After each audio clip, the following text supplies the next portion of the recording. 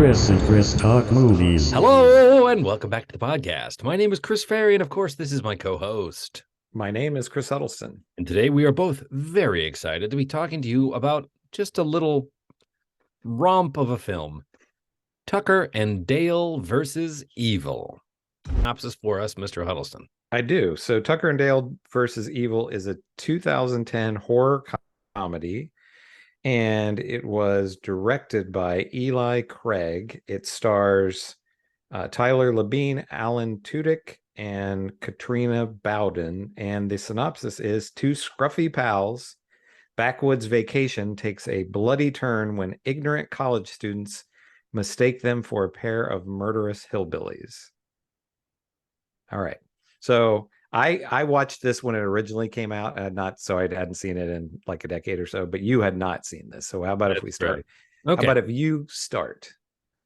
I enjoyed it. I thought it was funny. I thought it ticked a lot of boxes. And I'm glad that you recommended it. In the criticism column, I would say in this film's attempt to be many different things, it gets a little muddy tone-wise. So it slides around tone-wise. I think it starts off very clearly comedy, very broad comedy, and it's doing that fine. I'm like, okay, cool. Okay, this is what we're watching. Then as we start to shift into, the mistaken identity of these college kids, assuming these two, kind of country bumpkins are nefarious, as that starts to play out and people start to get hurt accidentally in horror movie kind of ways, it shifts gears a little bit, as I expected it to, into a more horror comedy, into more Raimi material. There's a lot of blood and splatter, and and it's all still fairly fun. And then it sort of decides it needs to shift gears again, and then we start to discover a true villain. We do spoil all this, guys, so spoiler alerts. But it's not Tucker or Dale, and then it's I feel like it's trying to be a real horror film, right? And then it abandons the comedy for the most part and raises the stakes and gets darker, and they're still peppering jokes in there, but the jokes aren't landing because they've thickened the air so much with the horror stuff. And I don't think any one of those phases. Oh, and then by the end, they sort of flip it around. You're like, oh, wait, it's a romantic comedy? Oh, no, it's a buddy comedy. So then they try and sort of back their way back out of it.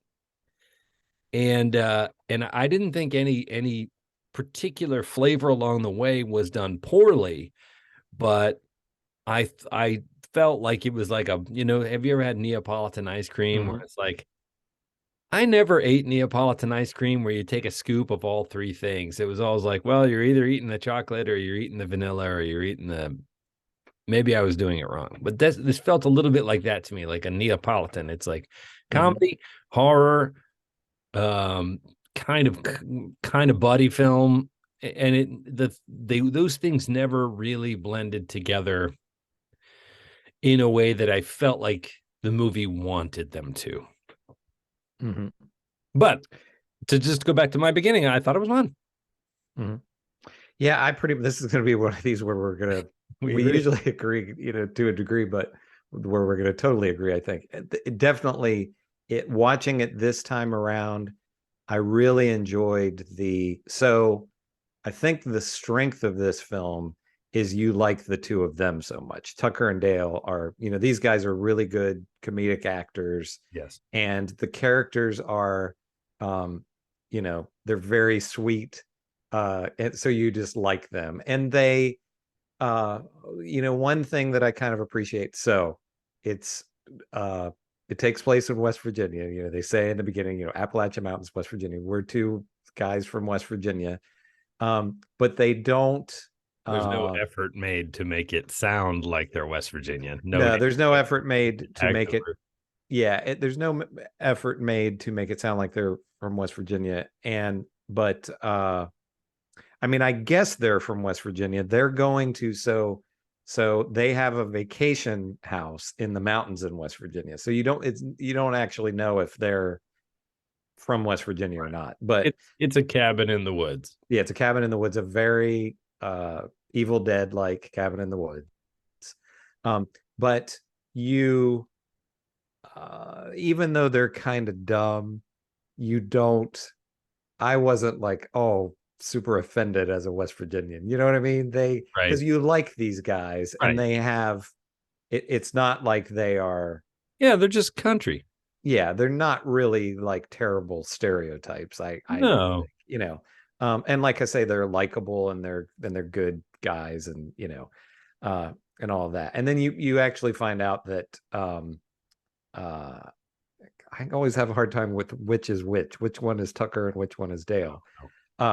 But the I think it's Dale is the one that so what happens is you have these douchey college kids that are hanging around there, and they decided to go skinny dipping, and that one of the girls falls and hits her head in the water or on a rock, and falls in the water.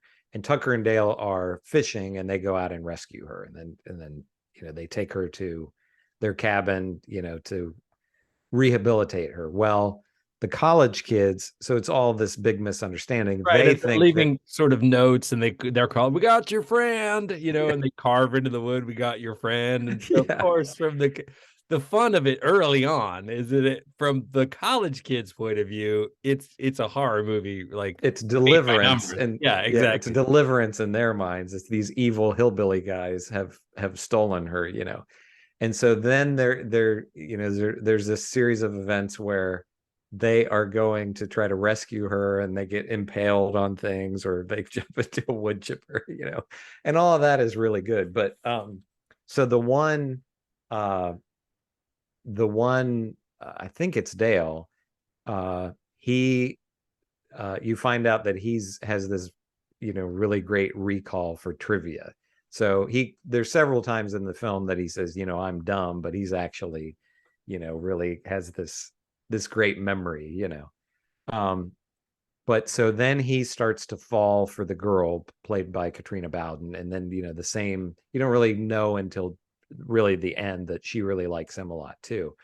But anyway, so there are these two decent guys, and that's really the strength of the movie. As you said, when we move beyond that, and in one of the so there's like this backstory about a serial killer, and this one kid. So what was it? He was the son of the serial killer Yeah. or whatever. Yeah.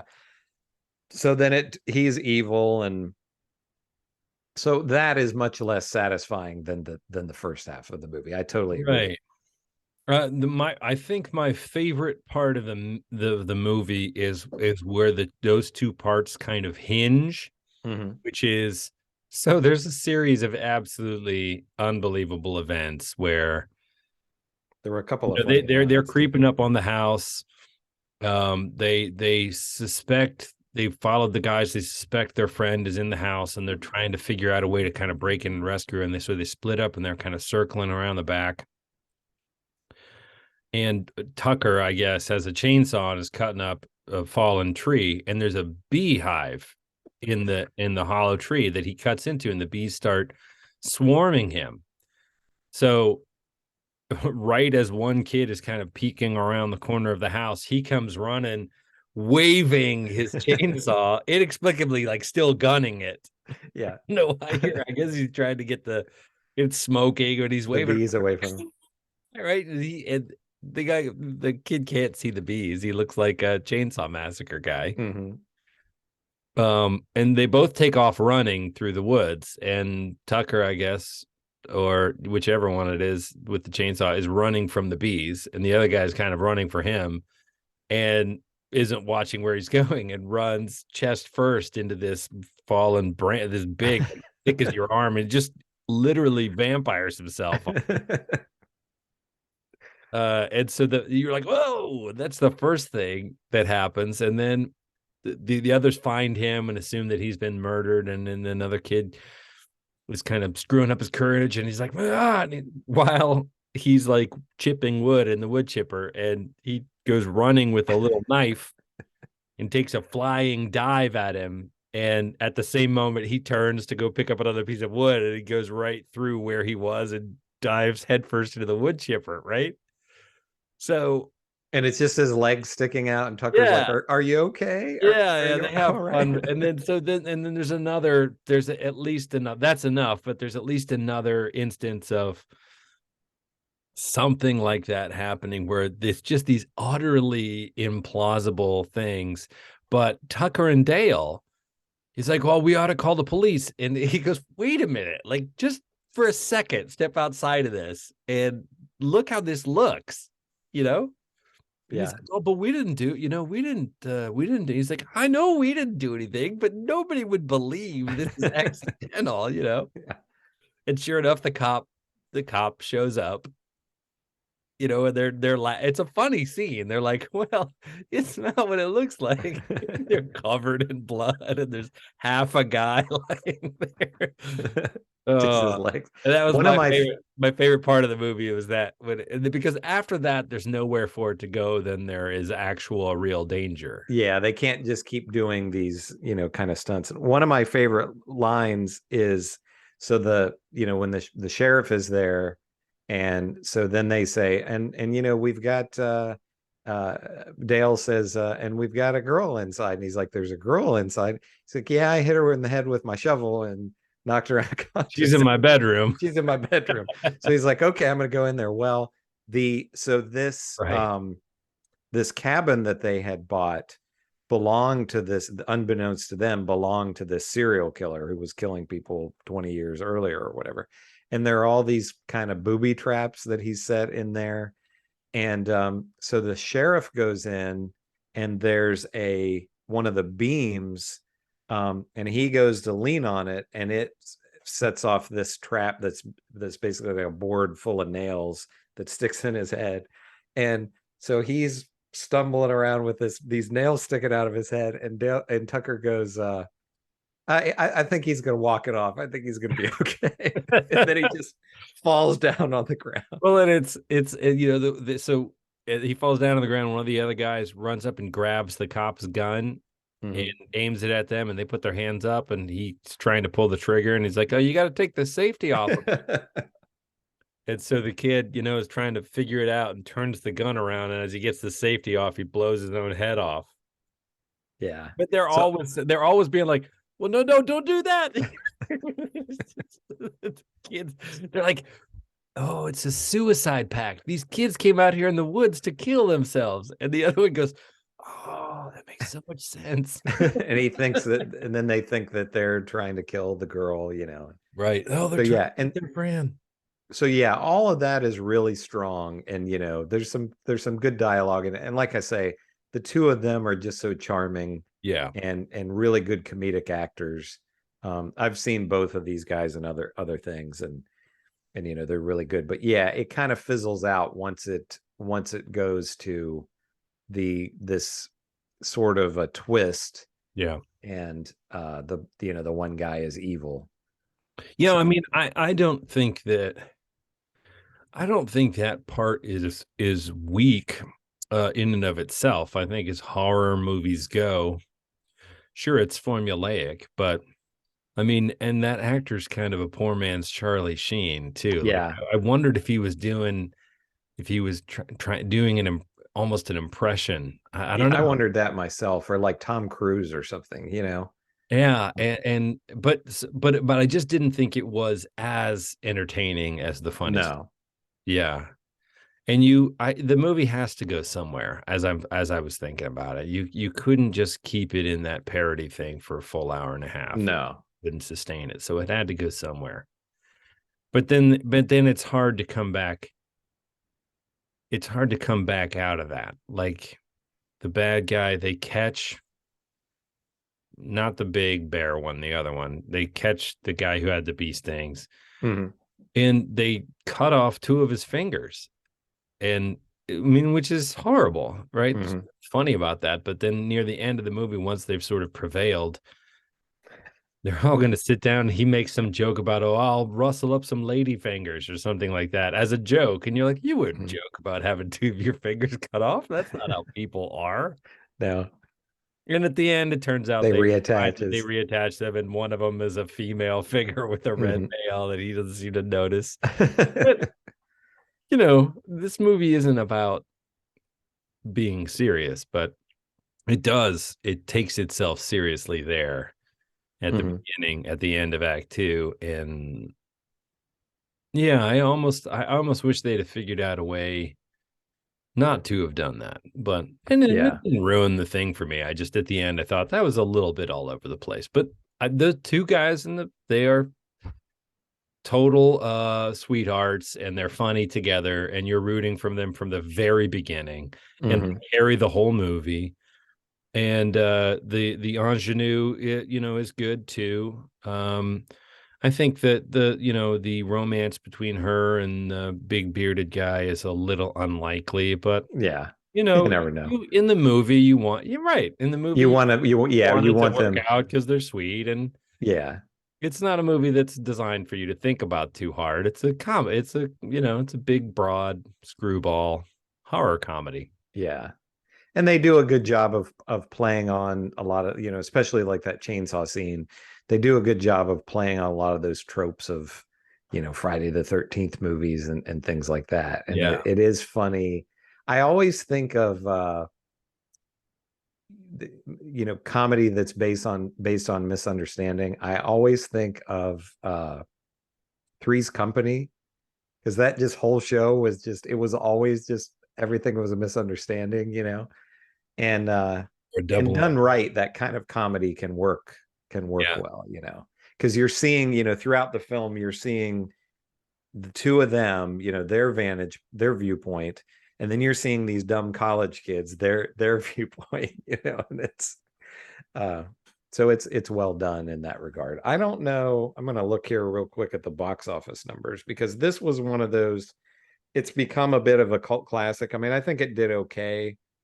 Um, upon its release, it's obvious watching it that that there's not all the acting and the cinematography and all that is, it's all fine, but you can tell that it's a fairly low budget movie.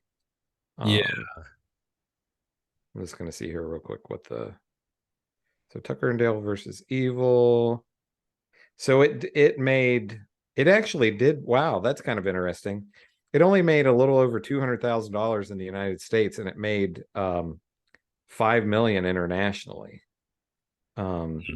So I don't know what the budget was on it. Uh, I mean, none of these people are, even now, like huge stars. I mean, Alan Tudyk, he has a show on, I've not seen it, but a show on the Sci Fi channel where he's an alien. And I think it's maybe on its second or third season. So, Yeah, he works. hmm. um, He was on and Doom Katrina, Patrol too, right? Wasn't he the villain on Doom Patrol? yeah, yeah. Oh, wow. They say the budget was $5 million.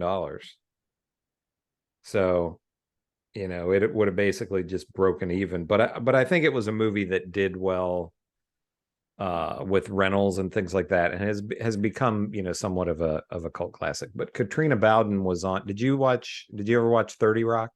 Yes. She had a recurring role on 30 Rock, She was the secretary, right? yeah. So you know, so yeah, everybody in it is good. And I don't know about the director. Um, What year was like this made? 2010. 2010. And one thing that I noticed about it, like the styles and everything, like seem really dated.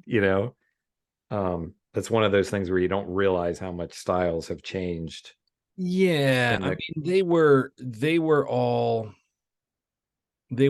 archetypes without being Scooby-Doo about it, right? Mhm. I mean, the leader wasn't wearing his Letterman jacket, and you know what I mean? but there was a sort of a ditzy blonde, a chesty blonde that was wearing high heels in the woods, and and stuff like that. So you're kind of like, it's playing into a group of teens. There were a lot of red shirts too. So there was like Velma, Daphne, Scoob, Mhm. and then there like four other guys, Yeah. just so they could fall in a wood chipper and get impaled on a Yeah. tree branch and shoot himself in the head. Like, we didn't get to know any of those characters. They were No. just like, hey, what about that kind of guy? And then because in the next scene they were going to get iced. Yeah. There's It no was a depth to big, them at big all. group of teens. It wasn't four or five friends. It was like eight. Yeah, it is a lot of people to go on a trip together like that. So the director Eli Craig, the last thing he directed a movie that I think was made for Netflix called Little Evil, that is basically like a spoof of The Omen, um, which I've not seen. Evangeline Lilly was in that, Adam Scott, um, Clancy Brown. Like it looked okay, but that was in 2017, and that was the last thing he directed. And that must have been another comedy. Yeah, it was. It was like a sort of a spoof of. It's basically these people have a demonic child, but it was funny. So, yeah, and Okay. this is kind of along the line. It's listed as horror comedy. There's more comedy in this than horror. Right. It's kind of more along the lines of a um Shaun of the Dead or something like that. Right. But you can't have some degree of horror in it and just call it a comedy, right? Mhm. It's not just about selling it to a horror fan base, because not everybody who likes comedy has any interest in horror. Right. So no matter how horrible it gets, if there's any horror genre trope there, you have to call it a something slash horror. Right. And I would say for this, there's gore in it, but it's still kind of cartoonish gore. It's not, there might be some people that would maybe be sensitive to this or whatever, but I don't think people, who are, It's pretty movie effect. yeah, it in no way is this scary or anything like that. So people who aren't into horror, there'd be a lot of people who aren't into horror who could watch this and enjoy it, I would think. Sure. Yeah, I would say so. I would say so. I don't have a whole lot more to say I about it. don't either. It's kind of, there's not really a lot that you could go too in depth with this, but It's not. I mean, it's not designed to be a movie that runs deep. Uh, mhm. but I mean, I would recommend it. I think if you watch the trailer and you think that looks funny, then you'll enjoy it. Yeah. I mean, that's a great. I love when a trailer is that you get a real sense of the movie, and then that's the kind of amuse bouche for the film, and you decide whether you're gonna be. I hate when there's a trailer that you feel is misleading, and you go see the movie, and you're like, I feel like I was sold something different than I just watched. But Yeah. this is not the case here. The trailer really sets it up well. And And doesn't give everything away right, also, you know. right. Um so what do you think about recommendation? I mean, I would recommend it. I think if listening to us talk about it sounds like that might be fun, or if you check out the trailer and you think that looks funny, it's a good popcorn movie, good date movie if you're into this kind of stuff. Good just Saturday night is no doesn't demand some huge commitment of you. You could turn it off and come back to it. You know what I mean? Like, you could watch Yeah. the first half and decide you wanted to go do something else or get drowsy and finish it off the next night, and you're not going to like need to rewind to learn about I forget now he was talking about something about the council, and Maudie wanted to, Mhm. you know what I mean? It's not that kind of a movie. And I don't know what you watched it on, but it wasn't on Netflix or Prime or anything like that. I watched it on Tubi. So it's on a bunch of free apps. I think I So, I think I watched it on Prime. oh, did you? Okay, I didn't when I went on my Roku, I didn't see Prime listed on there. It was all Huh. like the Roku channel and Tubi and stuff like that. I don't remember, but I think it was on Prime. Oh, okay. Anyway, it's available free a lot of places, and it was nice with sometimes with some of those free apps that are ad based. They'll have an ad every 3 minutes or something. This one didn't have a lot of ads in it, so that Yeah. I mean, there's been times where it's just like this is unbearable the number of And commercials. and to add insult to injury, it's oftentimes the same ad. Yeah. So it just, you know what I mean? It just drives a needle into your eye. God, And not you would again. think I've memorized this advertisers, ad now. I've thought about that before with advertisers. Like Right. there are times where it's like, I don't want to buy this. I'm not going to buy this I product hate because you. I'm sick of Yes. seeing their ad, No, I'm definitely not gonna buy it now. Yeah. But yeah, I would recommend it. I think like we already said, I think people, there's nothing like super, I mean, uh there's swearing in this, but there's no sex or No. No, I mean and there's a guy gets cut in half in the wood chipper, which is gross. But yeah, but it's almost like Looney Tunes as type or horror something. goes, yeah, it's Yeah. not. But I think definitely horror fans who have not seen this would really enjoy this because of, just all the tropes that it plays on. Yeah, I Um, agree. so, so yeah. Um, so has there anything that so we didn't talk for a week or so, I mean, didn't record for a week or so. The listeners won't, or viewers won't know this, but have you seen anything recently?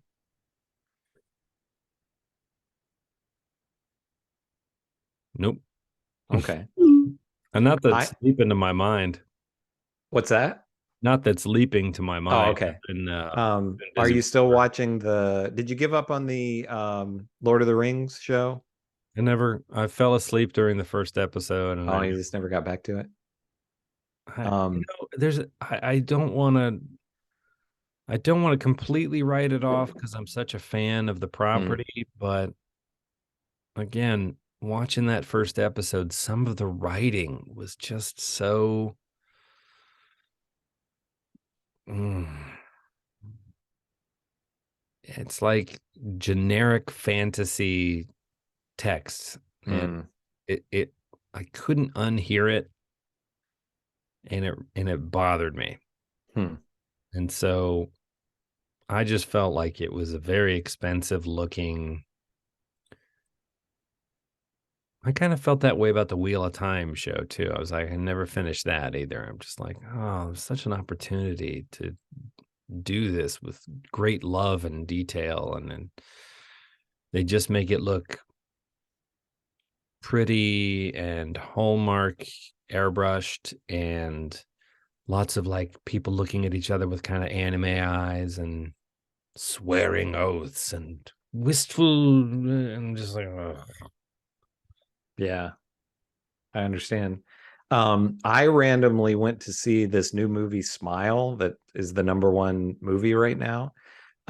So where my office is, there's a movie theater like at the end of this complex, and there's kind of behind where my office is, there's this really nice walking path. So after work, the weather was really nice. I went and walked, and when I was like walked past the movie theater, and I just kind of didn't want to go home, and I thought I kind of want to see that movie, but I'd seen the trailers and thought like it looked okay, um, but it was much better than the trailers made it appear. It's not something that I think we would want to do on the show because it's a pretty uh it's not it's not particularly, there's not like a lot of blood in it or anything like that. So it's not a real graphic film, but it is genuinely frightening. Like it's one of the scarier movies that I've seen in a while. When it almost to the point of like you get home and you're like, oh, it's kind of dark, and you know what Yeah, I mean? That kind of thing. But I was really surprised. Very well done. Not a, it just looked a little cheesy from the trailers, but The trailer makes it look like it's another one, like, oh, you watch the video and then it's your turn. And then I mean, it is you kind of watch the that. video and it's like, oh, well, it's a smile. Somebody smiles and then you catch it. And then I, that's generally, I mean, that's essentially what it is, but I don't, it's different enough from things like The Ring and that kind of thing. Um, I've heard it's good. You're not the first yeah, person to say like, wow, that was really scary. I yeah, hate that. yeah, I know. I So don't like yeah, going to a movie and like having it give me nightmares. yeah. I mean, I'm interested. this was genuinely, and I don't say that often because it just Yeah. nothing really scares me anymore, but there were genuinely some like nightmare inducing Wow. scenes in this. So it's and the lead, I had not seen her in anything before. She like just the acting all the way around is really, really good. It's shot well. So it's not just a cheapy, you know, um, let's make a movie for $1 million and maybe it'll make 50 or $100 million or whatever. I mean, and Paramount released it, so it's a real, Sure. um, major studio. But yeah, it was much, but I kind of thought it was going to be kind of just a aimed at Yeah. teenagers kind of a film, but it's really well done. I was impressed with it. So people who are into that kind of thing, I would definitely recommend it. It's one of the better horror movies that I've seen in a while. Oh, that's great. So there are still, even though it's kind of derivative, there are still original things out there that are not a sequel or a prequel or a remake or whatever. So Yeah. Good. yeah, Yeah. yeah. So what do you think about for next time? Do you have any interest in watching that Marvel Werewolf by Night thing? Is that out? It comes out tomorrow. Yeah, I'll check that out. Okay. It's a movie? It's a I don't know what the runtime is on it. I think it's maybe like an hour, but it's just a one-off thing. Yeah, all right. I that trailer looked nuts. I was like, what am I Yeah. looking at here? And then Yeah. at the end, it's like Disney Plus. And I was Yeah, like, it seems what? yeah. It It, seems it not on brand somehow. it's very much supposed to be kind of an homage to the Universal monster, Yeah. and when they showed the trailer, I thought, so I wonder, is the thing itself going to be black and white? But I guess it is because it's a black and white trailer. So, but yeah, I thought it looked really interesting. I'll be happy to check that out. So that for Sure. next time, it's called Werewolf by Night. Werewolf by Night. It's brand spanking new. Yeah, By the it's not time even you out yet hear as this, it at the should time be. that we're Yeah. recording this. But by the time you hear this, it will be out on Disney Plus streaming service. That's what we're going to talk about next time, baby. Cool. Chris and Chris Talk Movies at gmail.com. That's our handle. We are on the socials. And like and subscribe, leave us a comment. Thank you for listening / watching, however you're absorbing this. It's always a pleasure. And I'm glad that you're safe. I know you had some flooding scares when you were Yeah, I traveling. was in South Carolina, which is not where I live, but there was some flooding from the hurricane, but everything was fine. We Good. didn't get hurt or anything, but it was definitely interesting because I've seen, like where we live, I've seen sometimes occasionally a road that I have to go through will flood, but nothing, the street that our house was on, there was just water, literally water flowing down it. I'd never seen that before. Yeah. So it Man. was pretty Well, wild. I'm glad you're okay and your parents Well, are okay. thank you. Okay. So unless you have anything else to add, No, I think so. we Kind of a short will- one this time. yeah, kind of a short one, but a good one. I mean, I didn't have a ton more to say. We don't do a lot of comedies, and comedies are, Yeah. I don't know that how much depth you can get into with them unless it's a really Yeah. complex comedy.